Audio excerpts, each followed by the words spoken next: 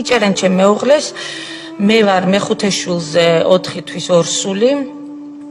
მიბარებენ პოლიციაში საბურთალოზე. წინ მიზის პოლიციის ერთი თანამშრომელი, გვერდით მეორე თანამშრომელი, უკან ზის ადვოკატი. და მეუბნევიან, რომ რა ქონება დაგრჩათ, რამდენი შეგიძლიათ, რომ თანხა მოიტანოთ. ჩემი პასუხი არის, რომ აღარ გვაქვს ჩვენ ქონება, გვაქვს სახლი, რომელიც ისიც მევახშეებთან არის ჩადებული, არანაირი საშუალება არ გვაქვს, არანაირი ქონება არ გვაქვს. და ჩემ მეუღლე მანამდე ადვოკატს უთხრა, რომ მაკოს რომ დაიბარებენ, იცოდეს, რომ მე ვიჩდები, მოვიხდი სასჯელს და არაბნაირად არავითარ შემთხვევაში არ გაყიდოს საცხოვრებელი სახლი.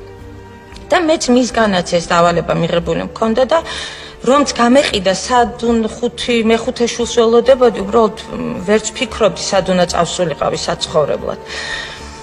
და ხდება ესეთი ფაქტი, ეს წინ ვის ოთახშიდაც ვიჯექი, აღებს უჯრას და მიდებს წინ ჩემი შვილების ტყუპების გიორგი და ზუკა გურგენიძეების ფოტოებს, რომლებიც იყვნენ მაშინ 19 წლის და მეუბნევიან, რომ აი ეს გიორგი და ზუკა გურგენიძეები ხომ თქვენი შვილები არიან.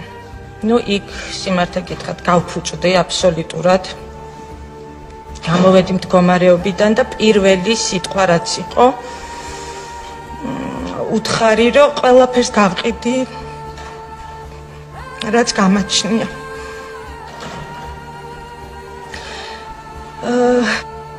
ჩვენ ყველაფერი გავაკეთეთ, ჩემმა ოჯახმაც, დათო გოგოშვილის ოჯახმაც, რომ ჩვენი შვილებისთვის ძალიან დიდით ქართული ღირებულებების დასაფასებლად ამ ბავშვებს და საქართველოს თავის სამშობლოს სიყვარულში, აი ეს მე თვითონ ისეთ ოჯახში ვარ გაზრდილი, რომ ეს ჩემთვის უპირველესია, ჩემი ქვეყნის სიყვარული და ქართული ღირებულება და ქართული ფასეულობა.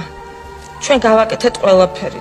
ახლა გურგენიძეს და არც დათო გოგოშვილს არ ყოლიათ, არც შეძრებული მამა, არც ბიძა, არც მემკვიდრეობით არ შენიათ მათ არაფერი. გავაჩინეთ ამდენი შვილები. ასაქმებდნენ ამდენ ადამიანს. ბიუჯეტში შექონდათ თანხა. თუ არიან მათი შვილები, იმის ღირსი რომ დაემთავრებინათ ის ინსტიტუტები, დღეს იყვნენ წარმატებულები და მუშაობდნენ, ცხოვრობდნენ თავიანთ სახლებში. რატო არ იყვნენ ჩემი შვილები და ჩემი ოჯახი ამის ღირსი? მარტო იმიტომ, რომ აქციაზე წავედით და საჭმელი მიუტანეთ იმ ადამიანებს. აი ეს მინდა ძალიან, რომ ამ ახალგაზრდა თაობამ მოისმინოს. ძალიან მინდა, იმიტომ რომ ამისთვის, რომ აქციაზე მისულებმა და საჭმლის მიტანის გამო ისე დავისაჭეთ, რომ აი ამ ჩემმა 5 შვილმა, დათოს 4 შვილმა დღეს ცხოვრობთ ნაქირავებში და მე არ ვიცი, ხვალ რო ვერ გადავიხადოთ ქირის ფული, როგორ უნდა გავაგრძელოთ ცხოვრება და იქ ზედმეტია საუბარი. მათ სწავლა განათლებაზე, მათ მომავალზე, მათ პერსპექტივაზე. აი მე ძალიან მინდოდა ამ სკამზე ჯდომა იმისთვის, რომ ეს კითხვა დამესვა იმ თავრობაში მოღვაწე ადამიანებისთვის და დღეს იმ ახალგაზრდებისთვის, რომლებმაც კარგი იქნება, რომ მოусმინონ ესეთ სიმართლეს, ესეთ ამბებს და დიდი მადლობა თქვენ ყველას ამისთვის. მე დღეს ესე მგონია, რომ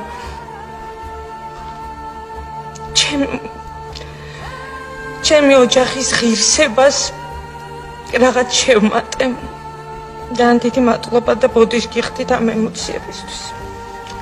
ჩემი დღევანდელი მიზანი არის ნამდვილად ჩემი ოჯახის ღირსება და მინდა რომ სრულიად საქართველომ გაიგოს და ბევრმა ადამიანმა მოყვეს რა გადავიარეთ, რომ იცოდნენ, რომ ჯოჯოხეთი იყო მაშინ და დღეს არ არის ჯოჯოხეთი.